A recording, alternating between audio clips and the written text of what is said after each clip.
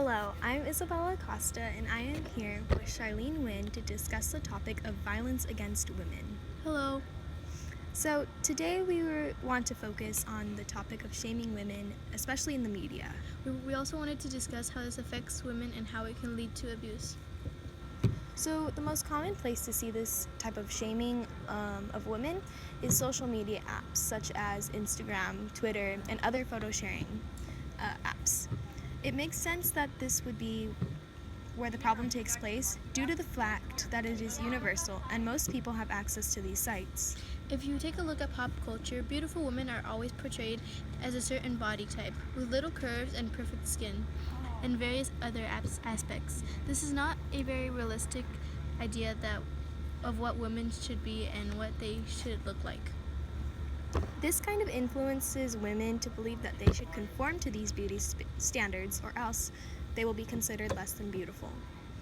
Also, our culture influences the idea that if you do not have a certain body type, you should be shamed for your body and not proud of it. So going back on the idea of body shaming in the media, says a woman were to post a photo of herself that does not conform to society's body standards, it would tend to receive a lot of hate. They are telling women that they should not be proud of their bodies and rather hate themselves for it. A recent real-life example of this would be how Kim Kardashian recently posted a so-called scandalous selfie and was torn down by people who are calling her numerous names for being proud of her body. This also shows the double standards for men. I say this because Justin Bieber recently posted a similar photo, yet he was praised for it. The comments were filled by support rather than hate.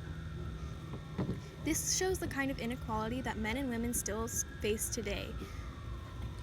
These comments and verbal hate is a form of verbal abuse towards women. It can lead to a series of problems. It can lead to problems such as depression, anorexia, and other mental illnesses because of this hate and pressure to conform to society's standards. Now, this is a very difficult problem to try to tackle, but most people do not understand what their actions are doing. But we want to offer ways to help the problem.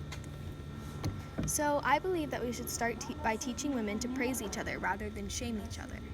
We should teach that every body type is beautiful, no matter what.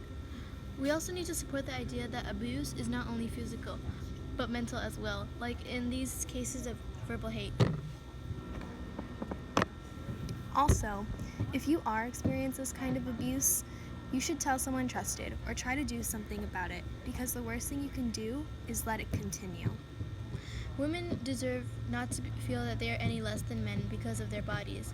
The overall lesson is that there should not be any standards for women and their bodies should be respected. Thank you for listening, and remember to do your part in ending violence against women. Thank you. If you would like to hear more from myself, go to endviolenceagainstwomen.weebly.com. If you would like to hear more from Charlene, go to endofwomensviolence.weebly.com. If you or a person you know is experiencing abuse of any kind, please call the National Domestic Violence Hotline at 1-800-799-7233 or go online to www.thehotline.org to chat with an advocate. Again, the number is 1-800-799-7233. Thank you for doing your part in ending violence against women.